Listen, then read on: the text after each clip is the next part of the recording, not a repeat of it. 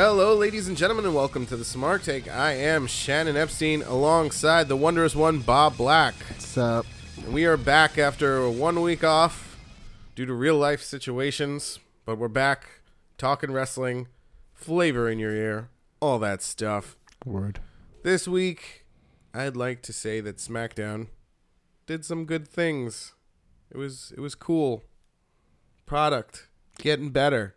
They did some good. I'm going to attribute this to the AEW fear once again. Yeah, they did. I mean, they did a lot of good stuff. I don't want to give them too much credit. I mean, even on Raw was pretty good. Yeah, the Rousey and the Becky Lynch, like, they know how to do the right thing now. It seems like they know how to actually work their talent again. It was a good angle for them to bring out Charlotte. Like the whole thing. Like we all knew that it was going to be a triple threat. Anyway, yeah, I mean, but like Mania. I like the idea of them trying to turn into a Stone Cold thing where she's getting screwed over. I mean, because that was their whole thing. That was how it worked with yeah. Yeah, no, it's weird because it's like Ronda was originally like the Stone Cold character, whereas like Stephanie didn't like Ronda. And now Becky's... But Stephanie didn't have enough time to be Vince McMahon. Yeah, that's the problem. Yeah, and now like she's like, I don't like Becky because she slapped me. No one slaps my face. And she also slapped Triple H's face. No one slaps my face. Yeah, but I mean, like, so the way it worked was like all they wanted was an apology. And then there was this whole like hullabaloo, the whole episode where they were following Becky and like she thought the Finn Balor. Ronda was like, yeah, listen, this is bigger than the both of us. You gotta just, do the right thing. You say you're the man, be the bigger man. All this bullshit. Sure. And then Vinnie Mac comes out at the end of the episode. He's like, by the way, let's get some cheap heat because we all know what pisses people off is when you don't let the superstar that you love compete. He's like, I don't believe you. It works. It absolutely fucking works. It worked in the 90s. It's gonna work right now because these fans are too young to remember the Attitude Era. That this is exactly how Stone Cold got over. Becky Lynch basically is Stone Cold. She's even like coming out in the ring, like she's doing the four corners, but instead of the four corners, she's doing the four sides of the rope. Yeah. So she's doing well. She is Stone Cold Steve Austin. She's the female Stone Cold. She is. She's the fighting Irish last kicker. Sure. And then she's cursing now, and then cursing on her Twitter. She's like, "This is bullshit." It's straight fine. Up. It was fun. I mean, she's creating the necessary heat along, like all the engines are moving in the right order in order to get the desired outcome. She's been on a really good run, right? And they've used her just correctly. Even though like they kind of stumbled at the beginning, but they used her just right. So that like when she gets when the Mania match happens, it'll probably be like really, really, really, really huge. Yeah. But I don't know if I want to give them so much credit or just give her the credit because nothing happens without Vince's approval. I mean, but she's just been doing so much on like social media. She's just so savvy now. Like, and a lot of the wrestlers are savvy. But like right now, they know that the only way they can actually do a promo now is on social media because they don't let them do it on television anymore, or they make them do it on their phones like Mustafa Ali does. Like Mustafa Ali's like cutting promos in his fucking backyard because they won't give him promo time in the ring. Yeah, I mean, but like she's a master at it at this point. And like it feels like it kind of came out of nowhere because they just had such a like tight leash on her before. As like a super baby face, and she just would be like, "I'm so happy to be here in sunny California, yay!" And then people were like, "Oh, I love you, Becky, but I'm not gonna buy your shirt." And now she's just like, "Fuck you, fuck you, fuck you. You're cool, fuck you." And on social media, people were like, "This is awesome. I want like 7 Becky shirts." Give me every Becky Lynch shirt you have. I want to sell it out. And now I see your point. Yeah. Yeah. Like, and it's like if they let all the wrestlers do stuff like that, like kind of like throw the babyface heel thing kind of out of the window. Because it's already out the It window. is already out the window. And it's like, how many times is like Elias gonna now be a heel? And like then this week he was a heel. He's heel again, yeah. Last week he was a face. It's like I don't understand what. I mean, I don't think they know what they're doing at this point. And it's like if you let the wrestlers who are a lot of them who are very savvy about social media use their social media to get over. Like, I mean, the first one who did that was Zack Ryder, obviously, but like, you know, if you let wrestlers do that to get over, you know, you're gonna find that it translates more because a lot of the hardcores and even some of the casuals will follow them on social media. Absolutely. Right? And it's a way that you can establish a kayfabe because they don't know what's real or not on social media. You know when they're in the ring that it's fucking everything. It's all work, brother. Everyone is all, you know, like everyone knows it's a work, brother. But like if it's like, oh, I just saw The Rock fighting Triple H in the middle of the street, you're like, is that real? Is that a work? Like there's no cameras around. They're just throwing punches at each other. I don't like, you know. That's what social media is, kind of, at this point. It's kind of like a way for you to establish a kayfabe that isn't reliant on that, like, can kind of not get over the marks, but like it's harder for the marks. I mean, it's hard for the smarks to be like, that's super fake. Look at this bullshit. You know, like, or you have Seth Rollins like tweeting little shit at Becky because she cursed. You know, all the smarks know it's a work. But all the marks can't tell it's a work because we're in an age of social media beef, where like our president is tweeting heel promos every day, yeah, every day, yeah. So like the ability for like a mark or just like a casual to be like, this is a work. Becky and Seth are friends. Like they're not gonna be able to tell the difference. So it makes them more engaged when they actually do tune in, and it's like they should be doing that more, but they can't, but they won't let them. I mean, you think about like Kenny and Jericho, how they kind of build heat. They build heat on social media. Yeah, they started out with like a lot of respect for each other. One went on the other's podcast, and then essentially they blurred the lines of reality through Twitter. Yeah, because then it was like, oh wait, this is starting to get serious because they're just throwing shade at each other on Twitter. It's like, it started out as a friendship and respect, and then, you know, all of a sudden Jericho's ambushing conferences and shit. And you know what, man? It's the age of meta. You're kind of right, because after a while, the Twitter is the reflection of who you are, because the Twitter is the broken kayfabe. Sure. Right? And then most people go, well, he's never really promoted on his Twitter. Oh shit, he's promoting on his Twitter now. Like, yeah. Whoa. And how do you know the difference? How do you know when he's not, if that's a promo or if that's just real? Yeah, that's how he really feels. Corey Graves is also great at that. Corey Graves is also like awesome at like just like cutting promos on Twitter, and people are like, is that real? Does he really not like Becky, or is he just talking? Like, I don't know. It's really great because like even that whole shit with Booker and Corey Graves. Yeah. Like, that was crazy because, like, Booker just was like, all right, you know, let me tell you something about Corey Graves. I don't care about Corey Graves. Corey Graves is a loser, and I punch him if I see him in the airport. Yeah, he took my job. All this shit. Yeah. Right? And then he just texts Corey. He's like, nah, I'm just working, bro. Yeah. You know, I bet it's like, and it's crazy because that shit blew up the internet. Yeah, people, you know, that shit went viral because people can't tell the difference. You know, and that's kind of how wrestling needs to go forward. Because it's like into the, you know, like you got to work any angle you can, really. Yeah, it's like you're getting lazy at this point. Everyone knows that whatever happens in the ring is a work, right?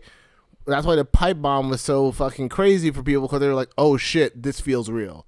Right? That's the point. Yeah. Everyone knows. So like at this point, it's like you can't do another pipe bomb because everyone, like, people expect pipe bombs. That's why I didn't like. Well, not really. It's been so long since the last one has happened. I mean, they've been trying to like they've been doing pipe bomb-esque promos for like through that the whole like Roman build up, and like, you know, the Roman versus Cena, there was like 3 pipe bomb promos from each of them. Like, they each kind of cut like a pipe bomb promo. Seth has been cutting pipe bomb promos basically on Brock Lesnar.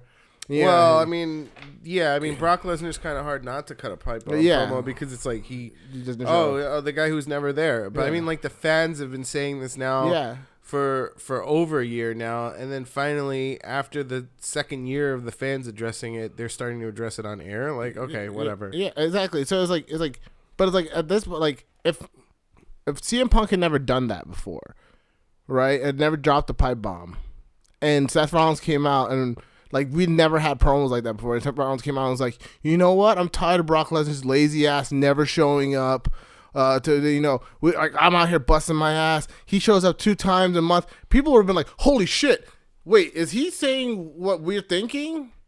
Because, like, that's like a break of kayfabe where it's like, oh, we're acknowledging that the fans think these things. That's what the pipe bomb really was. It was like CM Punk acknowledging things that fans were thinking. That's why it blew up. You know, so it's like at this point they've already done that, so that doesn't get the same buzz anymore. It doesn't get the same pop. But like if you do it in Twitter or in social media, like it's like you're escalating the meta. You have to at this point. That's true, because it's like that's the only way you keep interest. Because like everyone at this point, everything you do in the ring, everyone knows it's a work. You can't convince people anymore. Like, they could try to do the Hardy and Edge thing again, Matt Hardy and Edge thing, and people just be like, that's a work. No way. No way. Even though that wasn't a work. That was like Matt Hardy actually, like... He really wanted to fucking kill him. Yeah, really wanted to come fight Edge. Like, that was a real thing. Yeah. I mean, the only thing that made both of them stop is the fact that they're like, look, money runs deep, you know? Yeah, they're like, I need to pay bills, you know? I still can't believe Matt Hardy lost that feud. Yeah. Like, that shit pisses me off to this day. I mean, even stuff like the Enzo stuff, where, like, Enzo shows up, people are like, there's a lot of people who are like, that was a work. There's no way Enzo showed up there just randomly. And you're talking about SummerSlam? Yeah, there's people on the internet I know who are like, that's a work. Like, Vince definitely invited him. That was a work. He was way too close to the front.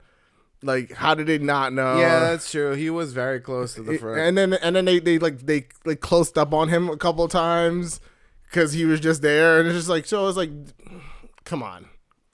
Yeah, like he just walked in. Yeah, like it's like Vince kicks guys out who come in dressed up like Hulk Hogan. Right, and Macho Man Randy Savage. You tell me Enzo Amore can walk into one of his shows in the front row by camera side, and he's just gonna be like, "No, that guy looks like Enzo Amore." Okay, oh well. You think they escorted him to the back, or they just like arrested him? I think they escorted him to the back. If he posted on like Instagram like that, he didn't arrest him. They supposedly they kicked him out of the arena. Yeah. Like, see, like I believe this will work. I don't believe that they actually kicked him out of the arena. I mean, I know like half the locker room doesn't like him. Yeah, I feel like Vince would be like, "What are you doing here, man?" I know half the locker room doesn't like him. But I'm just generating some heat and shit. You know, I'm a wrestler. He's like, yeah, no, I like that, but we can't. It's too soon. All right. Vince, listen, man, I'm trying to listen. I didn't rape that girl, so acquitted. I'm acquitted. Right. Like, give me my job back. What'd you fire me for? I'm Enzo Amore. He's like, no, I can't do that yet, Enzo. I can't. What do you mean you can't do that yet? Come on, man. All right, it's bad for the promos. It's not. It's best for business, man. Think about all the heat I could get. You could call me the rapey gorilla from Jersey or some shit. I mean, he probably would say shit like that. But like, see, you know what I'm saying? Like, those are that's like the shit you gotta go beyond that now. You gotta get like crazy meta to get. Well, responses. I'm saying he's open season Enzo Amore. I mean, yeah. Point. You know what I mean? If he came back, they could talk about that kind of stuff because it's not serious at this point. Oh yeah, no. But like, I mean, I'm going back to my point about social media and Twitter and like kind of the expanding of the meta of the meta fiction that is wrestling, and like that's what Becky's doing really well, and that's what a lot of the wrestlers who are like kind of over right now, Cody and the Bucks, all those guys. They get that it doesn't matter if you are within the confines of a 2-hour WWE show anymore. You don't need that to tell a story. You don't need that to get people engaged. What you need is the people and a medium for which to tell your story to get them engaged. Okay. And that's what social media is right now. No, absolutely. And then WWE's flailing, except for Becky. Becky's doing amazing at it. Just like she didn't even have to curse on air. She just she wrote utter bullshit on her Twitter. Yeah. And Twitter, it was like, yeah, she could have went out there and cut that promo and ended like, this is utter bullshit. All right, Becky 316 says this is utter bullshit, and people would have been like, yeah, Becky, yeah, but she didn't even have to do that. She didn't get to fuck with their PG programming. None of fucking nope, none of that. And she was just she typed it out on Twitter, and it went viral that fast. True. So it's like, what's the point of having talkers anymore? Really? I mean, you should have talkers, but no, I mean you need talkers. Yeah, I mean, but the other point is you don't need droning talkers. You don't need to have a jousting of dialogue. It should usually end in the ring. It should end in the ring, yeah. But I think that they need to think bigger, and I think the wrestlers who are really successful are the ones who are thinking, they're expanding the arena outside of the arena. They're expanding the format outside of the ring and the backstage, and they're saying, how can we tell a story that gets people engaged past what we're showing them on this television show? Right? It's Twitter. Yeah. That's it. That's Twitter, what, it's social media. That's why Matt Hardy was crazy. Remember when fucking Broken Matt Hardy was insane? It wasn't just because... Well, he was doing YouTube videos and stuff too, right? Yeah, the YouTube videos are great. Think about New Day. Besides them being awesome, what else really got them... Up, down, down. Up, down, down. Yep. And that has nothing to do with Xavier Woods, really. No, nothing at all. It's just video games. Let's play NHL 94 hockey. Yeah. Let's show people what we used to do, me and AJ Styles. Yeah, and people loved it because it's oh shit, I get to see the wrestlers as human beings. And Talking Smack was it was the number one close. Show. It's a close. I mean, here's the thing, man. Dudes were getting heated on Talking Smack. It was, yeah. There was points where Kevin Owens would just be pissing people off, oh god, I gotta deal with you again. Yeah. He's like, hey, listen, I'm Kevin Owens and I don't give a shit about you. Listen, Renee, why don't you go warm up my drink, okay? That's what heels do. Yeah, but it's that wasn't on WWE television. It was on the WWE channel, but it was still so useful. But here's the thing: when you have shit that's useful, your Twitter comments and your YouTube and your Talking Smacks on the WWE, they're gonna play it 15 times anyway. Sure. Just to remind people why these people are fighting. Yep. They do it. They have to do it. Even when I tuned into 205 Live for the first time in 10 years, they kind of recapped everything that was happening. Yeah. And it was actually helpful for me because I am, I'm not a fan of 205 Live, but I am a casual 205 Live fan at this point. Sure. So now that they did it, it was actually helpful. I was like, all right, cool. I get what's going on. Akira Tozawa is trying to get the title. Yeah, he's trying to get a title run, that lasts longer than 24 hours or whatever. Oh, so, I mean, God bless him. At this point, Hideo Itami's out, so they gotta push somebody. Yeah. Yeah. He's going to Noah or whatever. Yeah, he's going to Noah. Which is supposedly just another WWE company at this point. No, they have a deal with them though. They have a talent share or something like that. Yeah, talent share agreement. So, I mean, for Hideo, he wanted to go. He wanted to go home. Yeah, his family's there. I mean, he has actual reasons to not necessarily be in the And there's nothing for him. Yeah. Right now. What, he gets to get beat by Buddy Murphy again? I mean, I like Buddy Murphy. He's doing really well. But this is the thing. They think that these long title runs are going to make it interesting, but it's not about the title. For the first time ever, I'm in complete disagreement with long title runs. Yeah.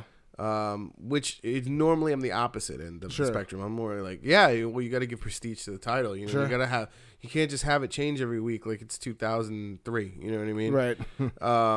But because it's a deeper problem for 205 Live. They just don't have any interest. Yeah. And part of the interest is exactly what Mustafa Ali is proving, is that these guys can't just be their own brand. Yeah. They need to be within there, and they need to be able to work up to the heavyweight title. Sure. Which is what Rey Mysterio did, which is what Daniel Bryan did, which is what every fucking light heavyweight guy was able to accomplish. Even Jericho did, you know what I mean? Like, everybody who was the cruiserweight champion at some point has a track record of becoming a heavyweight champion. Yeah. And if there's just this stupid fucking glass ceiling that they can't go beyond the cruiserweight division, then it's all a moot point. Like, the whole show is just not worth watching, because they're never going to be relied upon and showcase talent. You know, it's true. And like, here's the thing: like, if you're gonna actually do something with the brand, you know, give it like tag titles, give it a mid card title, like, you know, try to like build it up. But like, I don't even think you should call it the cruiserweight, because it just sounds like the not as important guys. I mean, when you have a universal and heavyweight title, you just make it like, it's not like you're boxing or MMA, where it's like, okay, these guys are all great fighters, it's just different weight classes. It's like, this is wrestling. Yeah, there's only one. There's only one title at the top. Yeah, like, it's a little late for you to try to go back to that, where you're like, well, you know, no, they're all like champions, but like, you know, like, it's like, that's a little late. No, you guys disproved that like decades ago. So you fucked that up. Don't feed me piss and tell me it's fucking water, okay? Yeah. You know, like, it's like, I mean, like, MMA can do that. MMA has to do that. Yeah. Like, they're legally contracted. You know, you can't fucking fight out of your weight class. This is not 1990, and like, you know, Hoist Gracie's gonna come out and fucking show everybody what Brazilian Jiu-Jitsu is for the first time. You know what I mean? Like, I hate to say it, but I think Hoist Gracie would get his fucking ass kicked now. Absolutely. Because of what he did. Sure. Because of what he did for MMA. Sure. Yeah. No. I mean, he would definitely get destroyed. I mean, like, I'm saying in his prime right now, if Hoist Gracie stepped in the octagon, because of the way that it evolved into mixed martial arts. Yeah. If he came in with that just one singular Brazilian Jiu-Jitsu style, like, that would be no. I mean, and also the level of athletes that currently occupied MMA. I mean, they train everything. They train Brazilian Jiu-Jitsu. They train Muay Thai. They train fucking wrestling. They train striking. They train every aspect of what makes all the fighters great individually is molded into one super fighter now. Yeah. Essentially, that's what happened, and that's what needed to happen. And they also have like nutritionists and personal trainers who like monitor their bodies and like help them fucking like make, like, you know, train them specifically for like to train their strengths and like minimize their weaknesses, which is something like Royce Gracie never had. Like, Royce Gracie was just a really great Brazilian Jiu-Jitsu. No, but he here's the thing. He introduced that style of fighting to the world that they had never seen before. Yeah, so if you're not sure what we're talking about, just go like look up on maybe YouTube or something. BJJ. No, not BJJ, but look up Ultimate Fight UFC 1. UFC 1, yeah. UFC 1 and 2. It's nuts. They're fighting out of weight classes. It is like fucking blood sport. Straight up. That was blood sport in real life. Yeah, it was.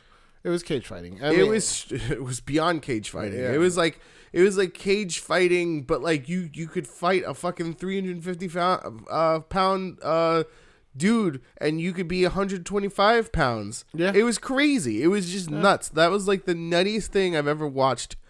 And then, you know, Vegas got involved and the athletic commission got involved. It was like, you're going to kill somebody. Like, no. Yeah. And now we have UFC the way it is. We have weight classes, which is the right way to do it. I mean, the thing about it is, you got to remember, it's like Royce Gracie was fighting these guys who were like 320 pounds or whatever. But yeah, because he got them on the floor. Yeah, but like, they weren't like, they were like, oh, my background is sumo wrestling.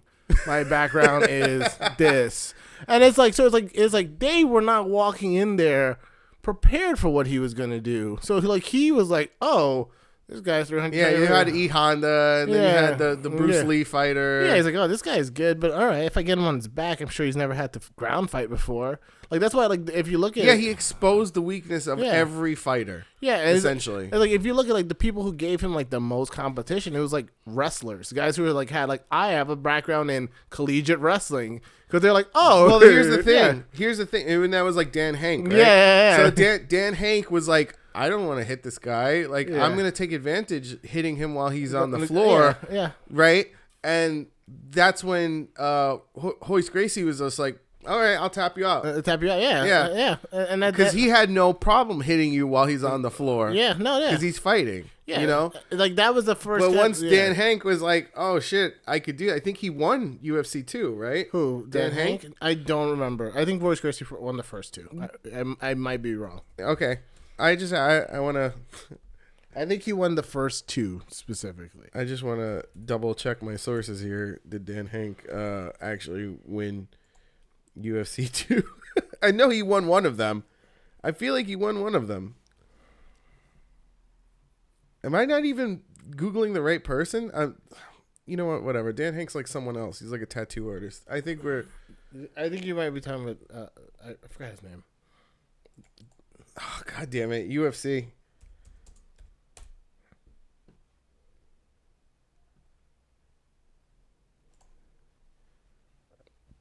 Gerard Gordeau? I don't know. I guess. Yeah. But like I mean like they were like the guys who were like used to doing like collegiate wrestling were like a little bit more prepared. They still weren't prepared for the type of submissions he was gonna bring out. But like they were a little bit like, oh, okay, you're gonna take me to the ground. I can at least kind of fight on the ground. I'm not like completely useless, you know, once I'm off of my 2 feet, you know. And like that's what like Royce Gracie had over these guys. You know, he's like, oh, I'm just, you know, like I know how to fight on the ground and you guys don't, you know. So he's like, it doesn't matter if you're 320 pounds when you're lying flat on your back. Right. To quote the it was Hoist Gracie. No, well, I think who said that, right? No, it was the Red Viper from Game of Thrones. Oh. So it does not matter when you're flat on your back. Yeah. God damn it! I can't. I'm trying to figure out who the guy is that I'm thinking about. Dan Severn, maybe. Dan Severn. Yeah. I think it was Dan Severn, but I don't even know if he fought Hoist Gracie. I don't know. Damn it. But like today, if Royce Gracie walked into it was Dan Severn. Yeah, that was the fucking guy. But I said Dan Hank, and Dan Hank is like a fucking tattoo artist. Dan Severn. Yeah. All right, so I'm an idiot. Whatever. Dan Severn's a big fucking huge white dude. I know but I don't remember him actually. I remember him fighting Hoist Gracie, but I don't remember. I don't know what it's from. You know. Yeah, but like if Royce Gracie walked into the octagon today, he would get blown up. They were like, oh, you want to go down? I can go to the mat. Yeah, let's go to the mat. You want to go to the mat? All right, let's go to the mat.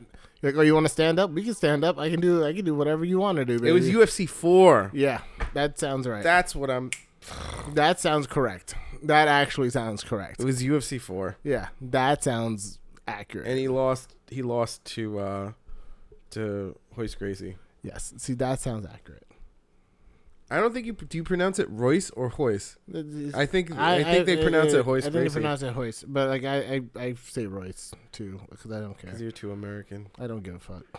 You're so American. Yeah. All right. Well, that was a fun delve into UFC. Yeah. Which we never do. We never do that. That's why I'm like, but Dan Hank, the tattoo artist. Yeah, but like they're like, oh, but like, you know, in UFC they still have like that stuff still rocks where you could be like, oh, this guy's 120 pounds. He should only fight 120-pound people. That makes sense, right? But I mean, like, even if UFC 1 through 17, you know, whatever that was before they regulated. But even then, like, guys go up in weight. They'll be like, all right, I'm not 120 anymore. I need to go up to 140 and face the middleweight champion or whatever. Right, yeah. You know, it's like it makes sense for them to be like, as I get older, I put on more weight to go up in weight class. You know, and like. But, like, that's very clearly demarked. Like, you know this shit. But like when you have guys who are like Brock Lesnar, who's like 300 pounds, and then you have guys who are like Drew McIntyre, who are like 225 maybe. Then you're I think he's bigger than 225. He's like 245 probably, 245, 260. Yeah. And then you have like guys who are like CM Punk, who are very clearly 215 at most. You know, and they've all been CM Punk is his build weight is 265. Yeah, and they've all been heavyweight champion. You start saying, well, why the fuck isn't this guy? Can this guy be heavyweight champion? Right. Why can't Mustafa Ali be heavyweight champion? Well, he's only 205. He's 206. And he was about to get his first title shot. Yeah, Shawn Michaels won a title when he was 206. Who cares? What the fuck does it matter? Yeah, I think heavyweight champion is 200 and above. You Yeah, know what I mean? Like, what the fuck? if you're under 200, that's when it's like, all right, I don't know if you can be a heavyweight champion. But I think even Rey Mysterio was in his 100s. I mean, he was definitely like 215 probably when he was in time because he was bigger. He definitely buffed up. Like he was. Well, now he's probably now he's like I think he's like back to like maybe 200 flat. All right, probably 195 because he looks slimmer. He doesn't look as jacked up as he was when he was at the Fed. Because like everyone gets jacked up when they're in the Fed. 175 is his build weight now. Right now, I believe it. I mean, like he looks slimmer now than he did when like he was like the champion. When he was like 6'9", booyaka, like when he was he was like bigger. Like you could see the difference. Right. Like it's just like same thing with like Shawn Michaels when he first won the title. He was bigger. You look at like Shawn Michaels. 90s. Yeah, they give them a quote unquote weight supplement. Yeah, like like, all right, listen, man, you're representing the company now. Let me give you a little vitamins over here. You look at like 90s Shawn Michaels, and you look at like 2000 Shawn Michaels. They look like two completely different people. Because like Shawn Michaels in the 90s, I mean, he was not a tall guy, but he was a big dude. You're like, oh shit, this guy looks like he probably lifts like 230. I mean, even early 2000s because he had a bunch of title runs. Yeah. So. I mean, but like he was still skinnier than he was when roids were going around. Oh, when he lost his smile, you mean? Yeah, he lost his smile. Yeah, definitely that time. I think that was like peak. Like I'm huge, Shawn Michaels. But like everyone was huge. I think they were still giving extra vitamins in the back at that time. Like everyone was huge though. Like at that point, that's what I'm saying. I mean, like Ahmed Johnson was probably like his biggest competition due to vitamin. You know? Oh, I mean, I remember like seeing Tatanka when I was younger, and being like, this guy looks like he's fucking gigantic, and then you find out he's like 5'6", and you're just like, what? You're like, what? What do you mean? But you're like, okay, you know. I mean, that's the way wrestling was, you know. Back in the day. All right, well, let's talk about today. Let's talk about what's going on because there's Elimination Chamber is coming up. It is. No planned title changes is the leak. And that's what I heard. Yeah. I mean, I don't trust anything. That makes sense. I don't trust anything they say. Until it's happening. I don't trust it. I actually don't mind no planned title change. One thing I would hope that happens is probably Iconics are probably going to get the strap. Really? I think so. Yeah, I mean that's the big thing for this pay-per-view is the tag match. I think Iconics take the strap. Here's what's a little frustrating is Asuka just has nothing right now. Yeah, well, yeah, they have nothing for a woman's champion. Makes 100% sense if you're watching the WWE. If you've ever watched the WWE. I mean, then why not just combine the titles into one title? Apparently, they might be doing that eventually. I think that they should just do it at Mania. Just fucking throw Asuka, make it a fatal 4-way elimination. From what I understand, or Hell in a Cell. The women's tag titles is the first step into emerging the well, if you notice, and this is kind of cool, what they've been doing is they've been carrying the Monday storyline into Tuesday. Sure, which is what they used to do. Yes, many moons ago. Yes, I feel like this is so much. This is actually hard to write. It is. Is a 2-day-a-week storyline, you know what I mean, that goes forward. I mean, here's what they did before the most recent brand split when Seth Rollins was champion. Yes. He came out on Monday, betrayed the Shield, and then on Tuesday was like, well, I don't have any announcements to give you guys. Go F yourselves. Yeah. And then the next Monday, I ended up giving the announcement of why he did it. You know what I mean? So it was like they knew nobody was watching on Tuesday, but just in case you were watching, Seth Rollins came out and I was like, I don't care about you guys. I don't care about them, and I'm not making any stupid announcements as to why I did it. This is a business arrangement. I mean, well, he didn't say that until the following Monday, but he said on yeah. Tuesday, he's like, I don't give a shit about you guys. Go F yourselves. You know what I mean? Yeah, pretty much, yeah. So I wonder if that's what they're going to start doing when the storylines are, like if they start breaking down the brand split, you know what I mean? That'd be fun. They should do it. They should just lean in. Well, here's the thing. I think the brand split for the men's roster is right because there's just so much talent that you need to have multiple champions. They do. Or at least, make one the European title. Yes. You know what I mean? Like, look, if the IC title is going to be the top dog title, you know what I mean? Because I remember there was like a hierarchy of titles. You had like the world heavyweight, the intercontinental, the European, and the cruiserweight. Yeah. That was like the hierarchy. Yes. So you kind of have that right now. Yes. You know what I mean? You have the world heavyweight, the intercontinental, which would be the title that Daniel Bryan's holding. Yep. And then you have the IC title, which would be more of the European title. Sure. And then the U.S. title could just actually be the U.S. title. It could be on par with the European title. Yeah. And then you have the Cruiserweight title, which is 205 Live, which is this is what they've ingrained in our heads since the 90s. Yeah, where you sent the place where you send people to, to bury. To bulk up. Yeah, go to sleep. Go to sleep. You should main event. That's what you should. That's exactly what it is. That's exactly what it is. I want 2 matches on main event: Nikki Bella versus Random Jobber, and you, Buddy Murphy. That's yeah. That's where you go to sleep. Yeah, but regarding the brand split or the splitting of the brand now for the women's tag title. Mm-hmm. So if they're gonna do that for the women's title, why not do that for the men's? What, combine them? Yeah. What does it matter? They might at this point. We'll see. It could only strengthen the tag division to have like a Rock type of championship run where he was like, you know what, The Rock is gonna be on Raw, then he's going to be on SmackDown, then he's going to be on The Sopranos. It doesn't matter what show The Rock's on. He's going to be on every damn show because he's the champion. That would be That fun. was cool. I like that championship run. That'd be good. I'm fine with that also for the heavyweight titles too.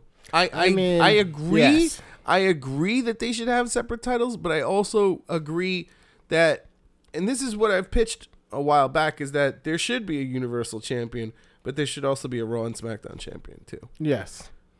You know what I mean? So same thing with the women's titles. There should be a Raw Women's Champion, a SmackDown Women's Champion, and a Universal Women's Champion. Yes. Who fights both brands.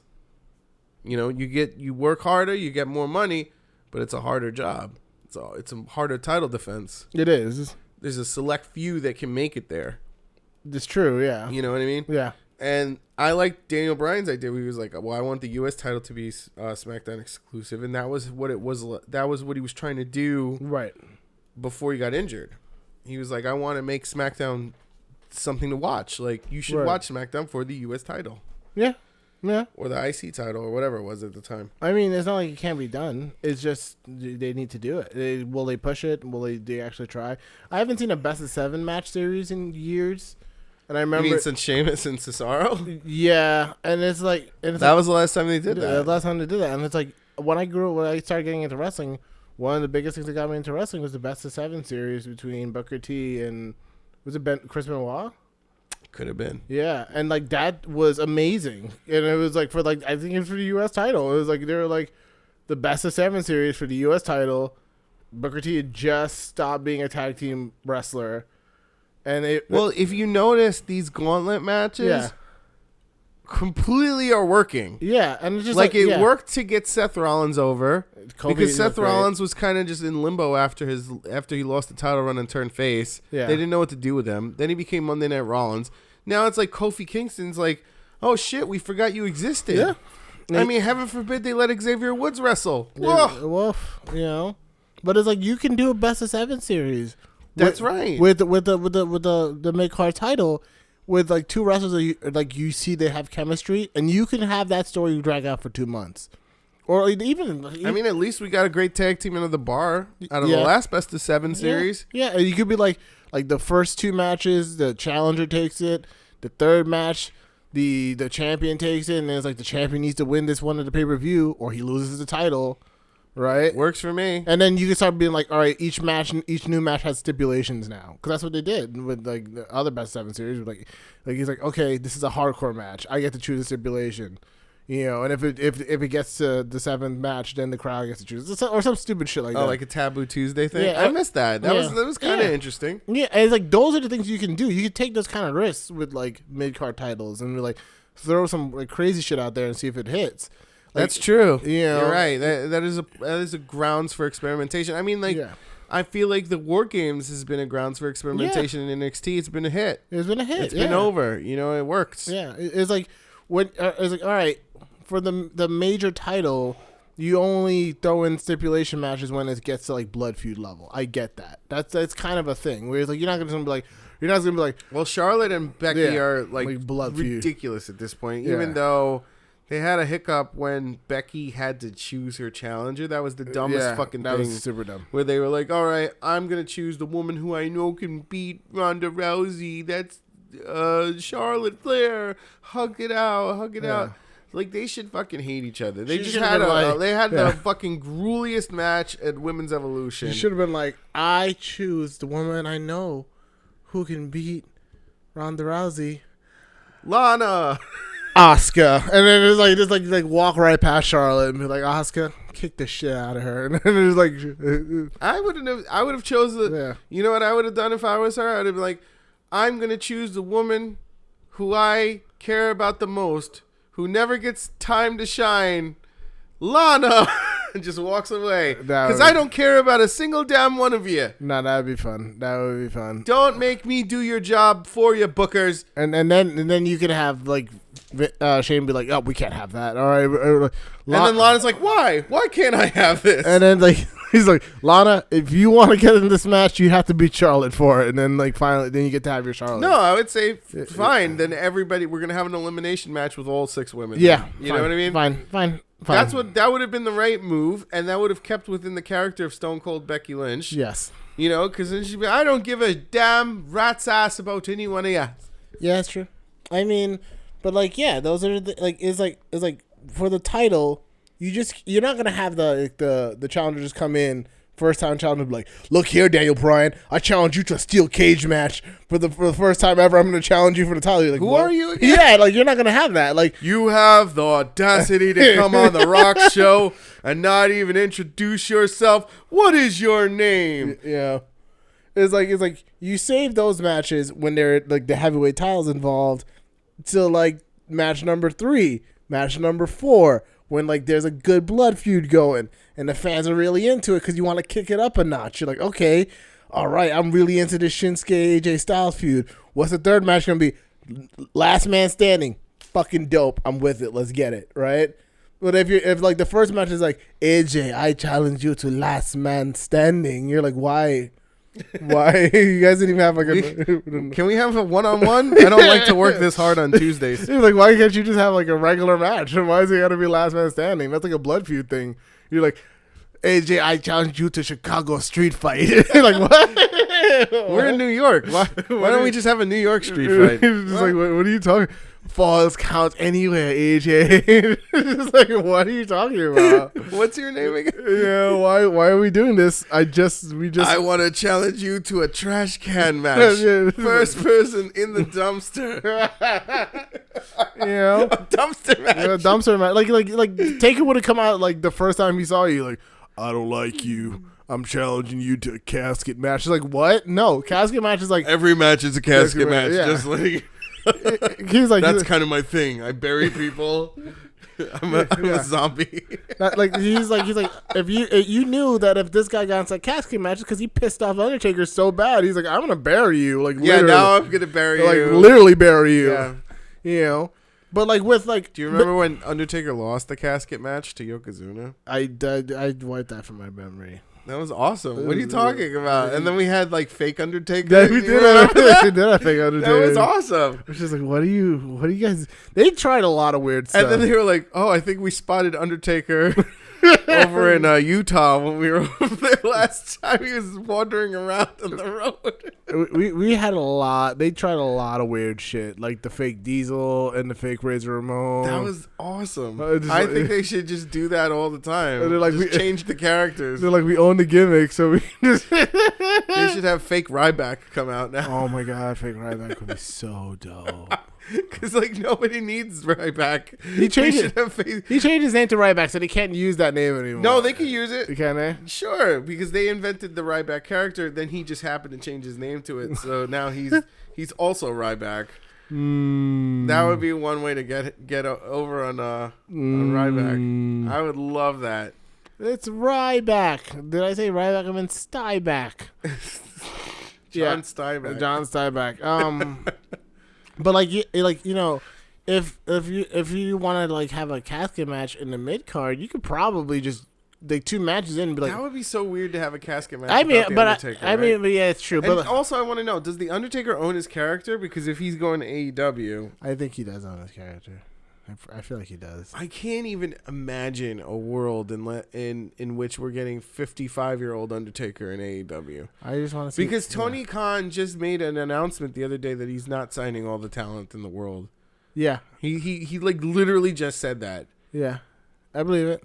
But it's like, okay, so is the Undertaker the one exception? I mean, like you'll just break the bank to get him. I mean, they just sold out the Double or Nothing in like 4 minutes. Yeah, they don't need Undertaker. Yeah, like why would you want that at this point? Yeah, they sold out, and like Double or Nothing is a way bigger stadium too, in Vegas, in a place where like there's no wrestling community. It's really. like 15,000, I thought. Yeah, I mean, yeah, so like, so it's 5,000 more than the Chicago was 3,000.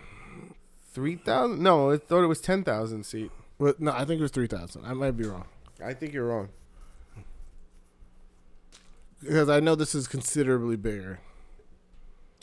I think you're wrong. It's 11,000. 11,000? Okay. Yeah, they did good. Yeah. They had, so this was more than a 10,000 seat arena. Mm-hmm. And Double or Nothing, I think, is 15,000. Yes. I mean, I know it's up there, like it's like in the high teens. Double or Nothing is going to be selling. I don't have that information. Yeah. I know 15,000. I came up short. 15,000 sounds like the ballpark. That's what I heard. Yeah, I heard they gave out 15,000 codes on their website. Right. Yeah. So that sounds like a decent ballpark range. But like, yeah, I know that like here we go. What capacity of the MGM Grand Arena, 17,157. There you go. See, I knew it was like, and that's like if they're selling every fucking seat, which I don't think they are. I think they're holding a couple. Probably, but like they mostly sold out there. I was like, where do I get this information? I found it. So yeah, no, they're doing like they're doing well. So they don't really need Taker, but like it'd be fun just to have him. I feel like this is Tony Khan's toy chest now. Yeah. Right. So apparently Batista's been talking to them too. So why not? Yeah. Why the fuck not? Yeah. He's a fucking movie star. Yeah. He's somebody who's actually like young enough to still go though. Yeah, of course. You know what I mean? Like he's only like what 42. He's young enough, but he's also talking WWE. I mean, WWE are like talking about maybe having him face Triple H at Mania. Yeah, well, H is probably not going to be back for Mania, like healthy enough to come back for Mania. I don't even know why Batista wants to do this anymore. That's the thing. I think he just is like getting a temporary itch, and he's like, I could go for a year. I think, I think, yeah. Batista's like, you know what? I can do. If I'm going to do it, I want to do one more good run.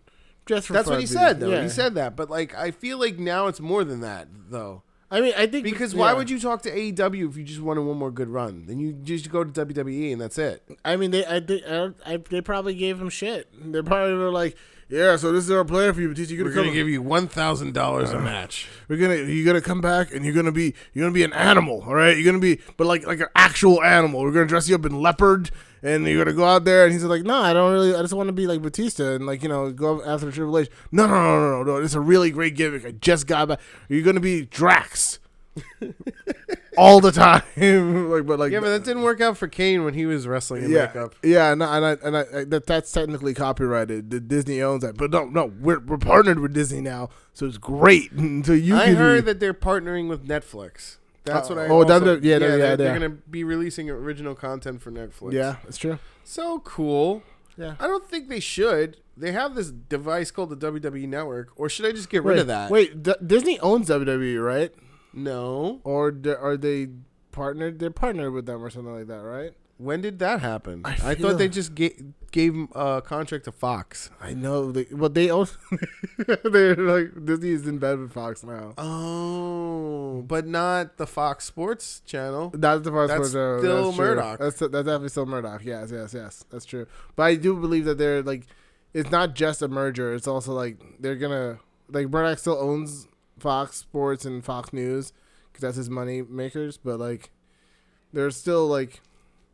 He's still gonna have dealings with Disney. Like they're gonna be like intermingled. They're gonna like play with each other. I don't even know what to say. Yeah. Moving along. So yes, AEW is fucking selling out. I don't know if Elimination Chamber is probably doing as well. So I mean, I think Batista's like, why not? I mean, if Tony Khan's gonna give him like $1 million per match, probably. Oh well, that's too much money. That's honestly just too much money. I mean, or like who's making that? Brock Lesnar's not even making. Or like or was it? Or maybe like $1 million off the bounce, you know, on like the like base salary. Hey, I'd take it.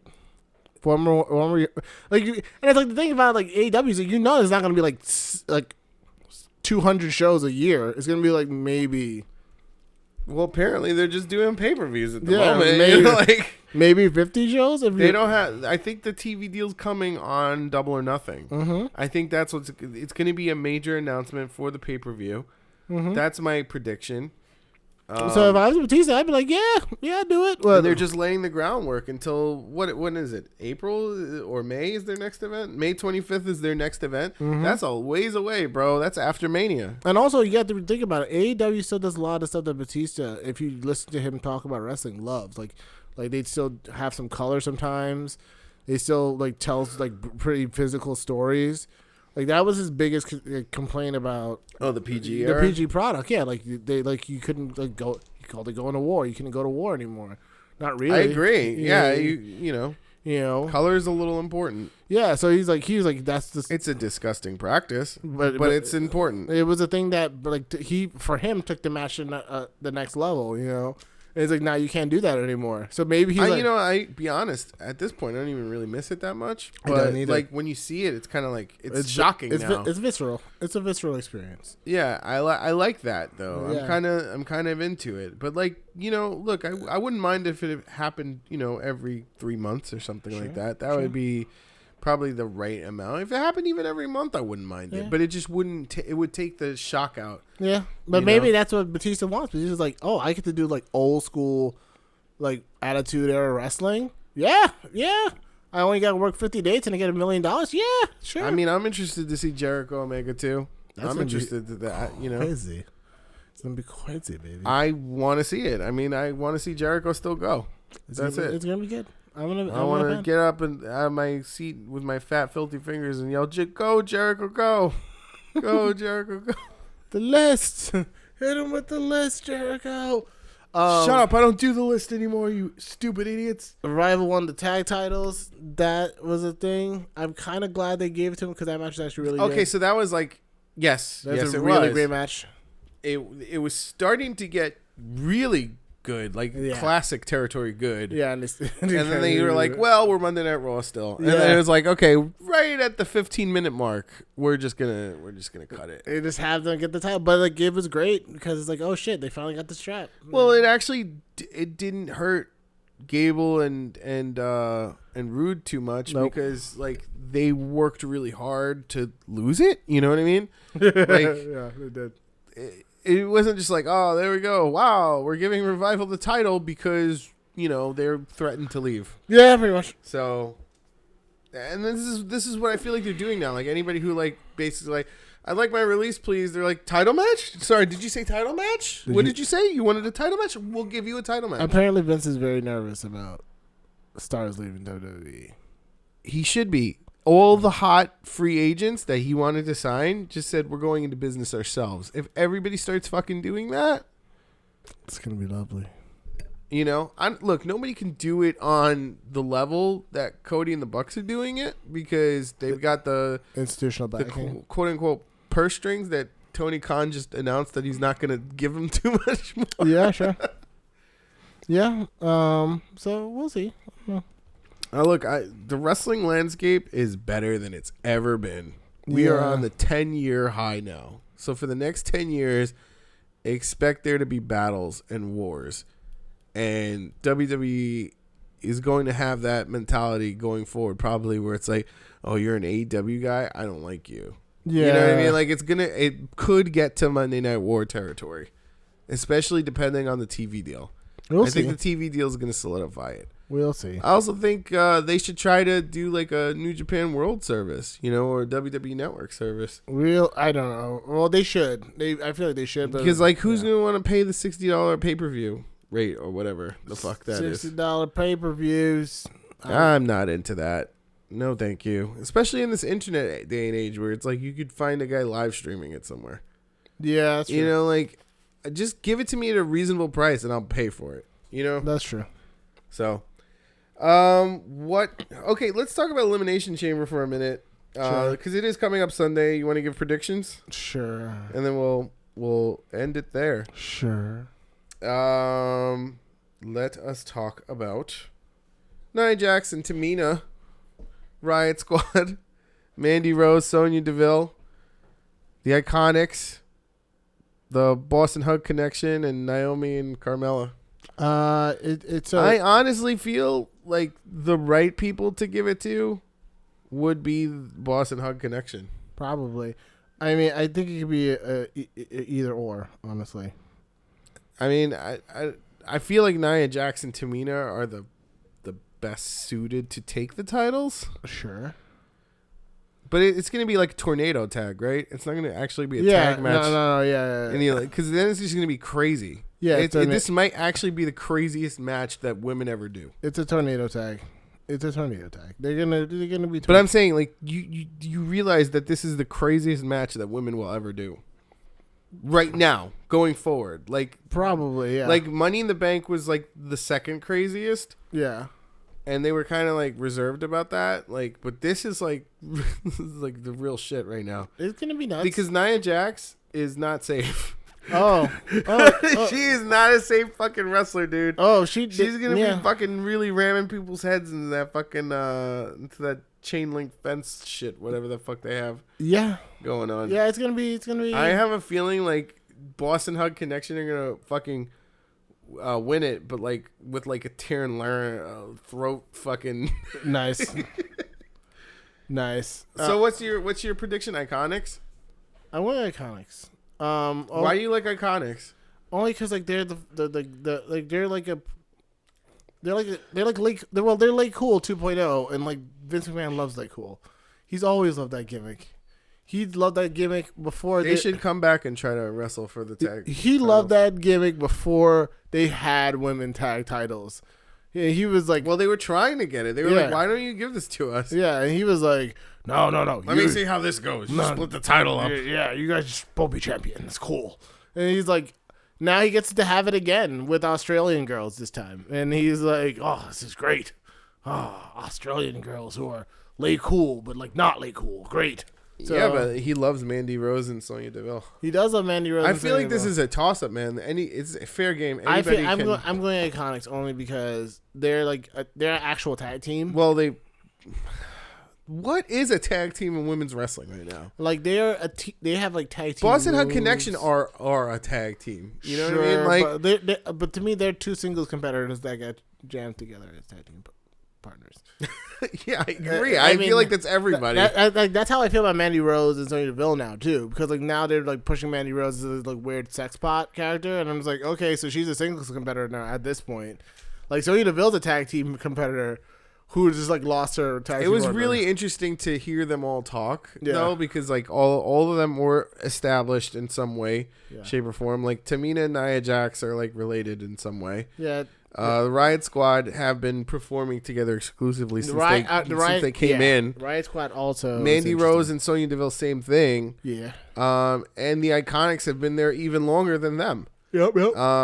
Bayley and Sasha Banks, yes, you're right. They were squashed together, and so were Naomi and Carmella. Yes, those are the three. Is like Nia Jax, Tamina, Bayley, Sasha Banks, Naomi, and Carmella, who are just like, we're singles competitors, but we're squashing together for this one last gig. Yeah. So all right, fine. We'll see how it goes. It's anybody's game at this point. I don't think they have anything invested in it. I think they're gonna just do a randomizer. And that'll be the champion. I mean, they're going to throw the dart. Okay. Yeah. It landed on Mandy Rose and Sonya Deville. The storylines kind of just write themselves from this point on. And then the girls are going to, after this match, will determine who really deserves it. You know, like who starts gunning for the tag titles? Like if Bayley's like, well, fuck you. Or not Bayley. If Sasha Banks is like, well, fuck you. I just had a singles match last month. I don't really give a shit about this tag team. They're not going to be champions. Yeah. You know what I mean? So we'll see. Exactly. It depends on how much they want to delve into this like boss hug connection thing. Yeah. Like if they don't care that much, then whatever. Give it to the team that cares. You should. Miz and Shane McMahon versus the Usos. I'm actually really looking forward to this. Miz and Shane McMahon. Even though I will allow the Usos, I don't want them to win. But that's what I'm saying. The Usos actually kind of have been getting the right heat around this feud, where it's like I want to see the Usos win just because it's like, all right, well, they're like, you guys aren't even a tag team. They basically just made the argument we just made about the other people. It's like, you guys aren't tag teams. You guys not a tag team. Yeah. Oh, well, technically, I'm the best tag team in the world. Well, fuck you. Yeah. If we could have a winner other than Daniel Bryan, if somebody could walk out the new champion, it should be Kofi Kingston. I would love to have Kofi win the title, but he won't, because Harper's gonna come back and they're gonna form the Sustainability Brothers. Instead of like the Bludgeon Brothers is the Building Brothers. Harper and Rowan. Apparently, Eco Brothers. First of all, apparently Harper's coming back. Like he's been medically cleared. That's leaked. Like he's medically cleared. They were talking about him coming back this Tuesday on SmackDown, but he didn't show up.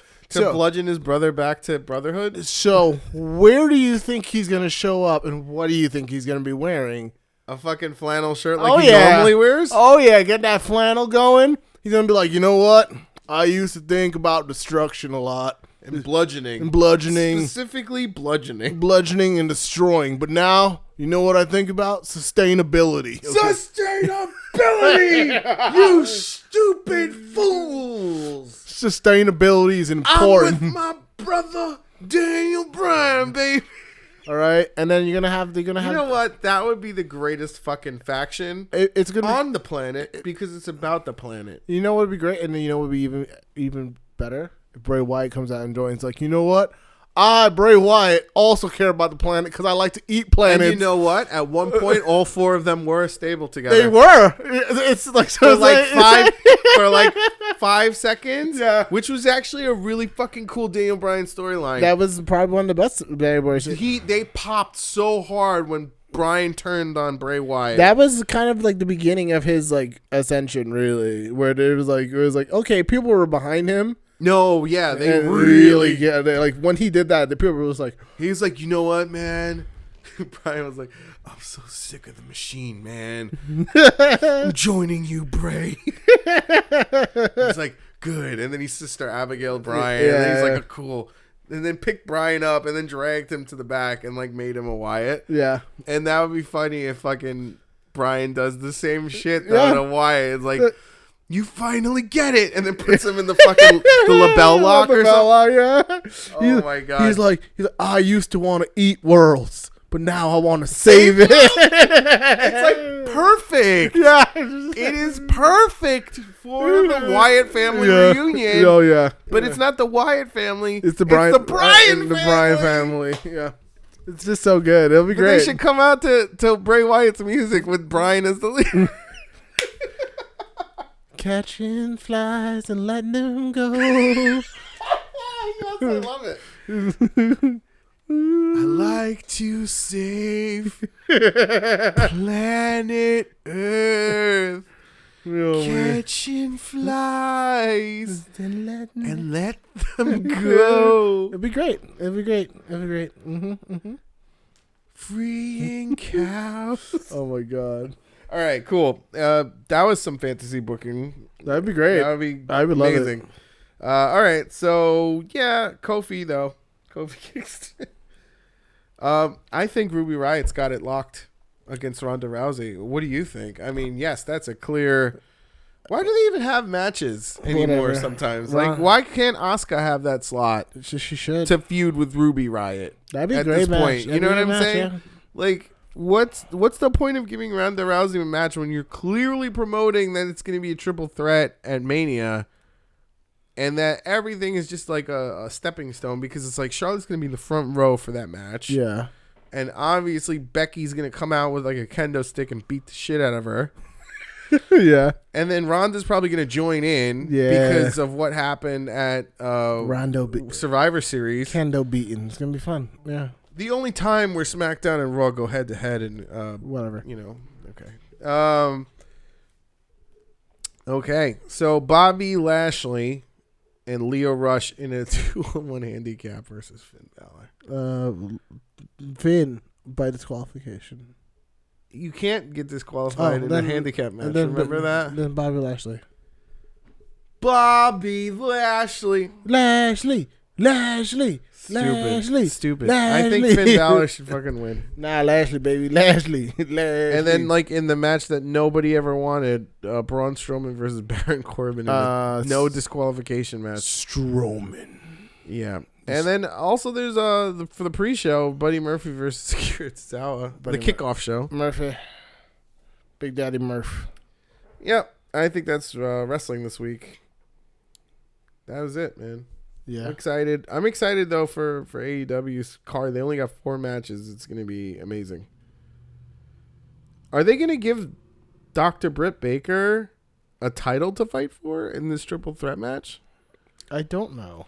Maybe. Because they actually don't have AEW championship yet. This is just a wrestling card that's selling out in minutes. That has no titles, dude. Hmm? There's no titles in AEW. Yeah. And they're selling out. They don't need titles, baby. They're beyond the titles. It's not about the man. It's not about the title. It's about the man. All right, well, that was wrestling. Ladies and gentlemen, thank you for tuning into the Smark Tank. Tune in next week. Same bat time, same bat channel. You can email us at wearesmarks@gmail.com. You can also write to us on our Twitter at ILikeSmarks. And you can also write to us on our Facebook at facebook.com/ILikeSmarks. Thank you so much for tuning in, and have a safe week. Later, guys.